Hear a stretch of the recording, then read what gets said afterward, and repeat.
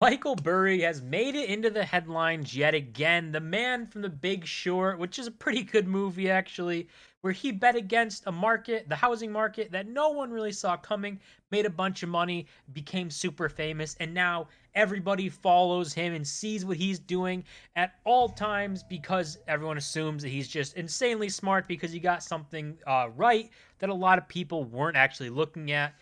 But I don't think that that's really how it works. You probably shouldn't be. He's probably a very, very smart person, but just because he got something right like that, that could actually conflate with you and actually make you think you're smarter than you are. And then you go on to make mistakes if you think that you can't be wrong or you're just early. So it is something to be careful of. But he's back in the headlines for shorting the stock market, apparently. This was the headline saying Michael Burry of Big Short fame just bet $1.6 billion on a stock market crash. And if you read that headline, it seems insane. Like, oh my God, Michael Burry, $1.6 billion. That's crazy. That's insane money. And he bet that against the stock market? Oh my God. But in reality, he didn't necessarily bet all of that money and take this huge position. I'm not an options expert or trader. I don't mess with options at all, especially betting on things going down and puts and shorts and stuff. I don't want to mess with that at all. But there's some things going on where it's just not. This $1.6 billion number isn't necessarily the amount of money that he put in. I think it's the notional value or nominal value of his contracts. But if we look here, you can see saying Burry is making his bearish bets against the S&P 500 and NASDAQ 100. According to Security Exchange Commission filings released Monday, Burry's fund, Scion Asset Management, bought $866 million in put options, the right to sell an asset at a particular price, against a fund that tracks the S&P 500 and 739 million in put options against a fund that tracks the Nasdaq 100, and apparently that is more than 90% of his portfolio, which again, I don't think that that's true. I think he put a lot of his portfolio into these puts, but it's not 90%. And I mean, I don't know the exact numbers and how much money he put in. I'm sure someone could find that if you dig deep enough.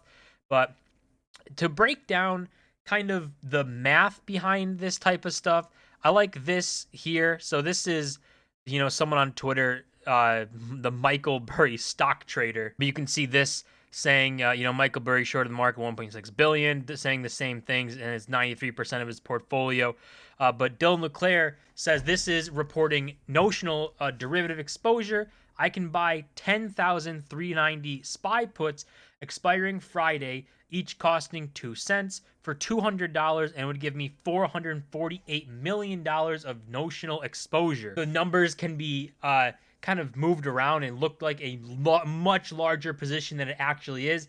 In this example, you put in $200 for $448 million worth of exposure.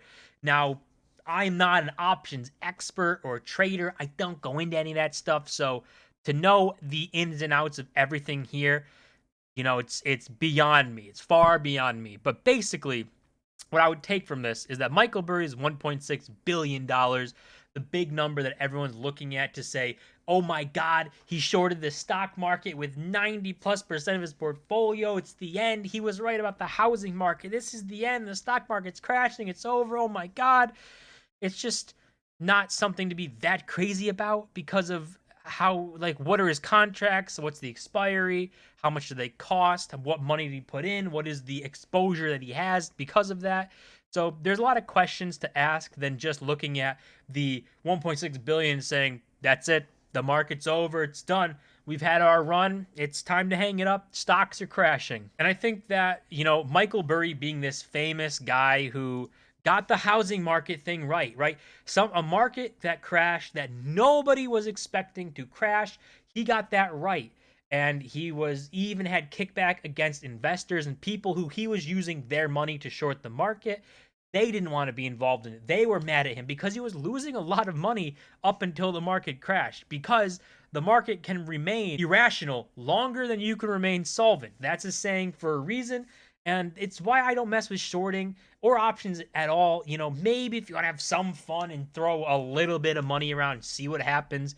But I don't mess with any of that, especially shorting, just because I don't like betting on things going down. Even if it's an obvious trade, betting on something to go down feels really bad. It feels bad to bet on something to go down where people get hurt, right? If a company goes down in value and it's collapsing, goes bankrupt and stuff, people lose jobs, people get hurt, and it's just not worth it, right? It's not worth being in that space and celebrating people losing their jobs and getting hurt. Well, you make money. It doesn't make sense. I don't like that. I would rather bet on something going up in value where everybody wins, right?